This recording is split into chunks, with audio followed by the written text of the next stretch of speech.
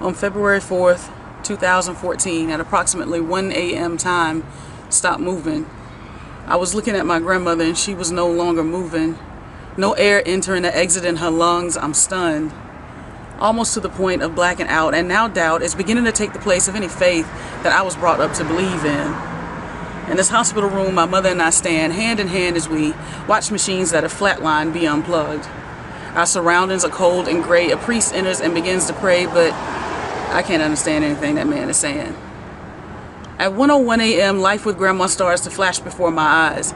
Memories playing so loudly they drown out my mother's cries. Things like summers growing up in Hillsdale. Grandma would keep me and my cousins during the day, and we were always begging her to take us to the park pool, and she would look at us and say, "I don't know why y'all want to get in that nasty ass water. I swear I think something's wrong with you." But she took us anyway.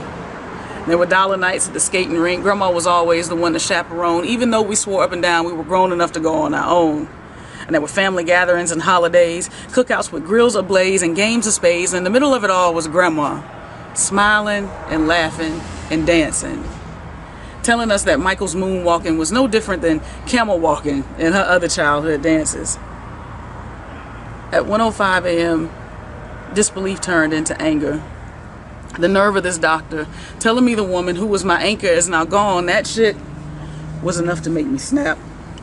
The fuck do you mean there's nothing else you can do? I understand you might be a bit confused. See, you've never been witness to a female lineage like mine. Didn't know that women in my family were born with Teflon in our spines. Life may knock us down, but we always get back up again. So you need to do whatever it is you need to do, because my grandma is supposed to get back up again. When diabetes took her left leg, she stood tall on her right one. Survived 2 strokes when they said she wouldn't. Battled dementia when they said she couldn't. COPD may have infested her lungs, but she fought that shit every day and she always won. She is not just another patient. This is my grandmother, Jacqueline Arshield.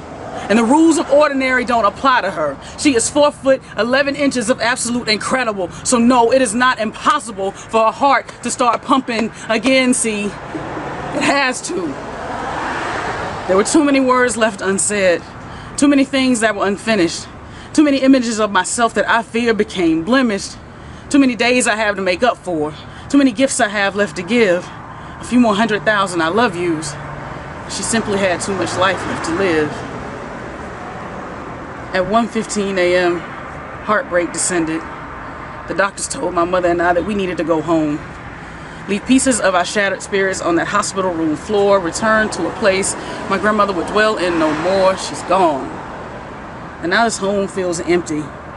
And the pictures on the wall did nothing more than remind me of the fact that I will never again get to hold her in this lifetime. My body is paralyzed with grief. I feel lost, broken, and incomplete. Because on February 4th, 2014, at approximately 1 a.m. time, stopped moving. I was looking at my grandmother and she was no longer moving. Her spirit left this realm, leaving me here fragmented, and I fear that I will never be whole again.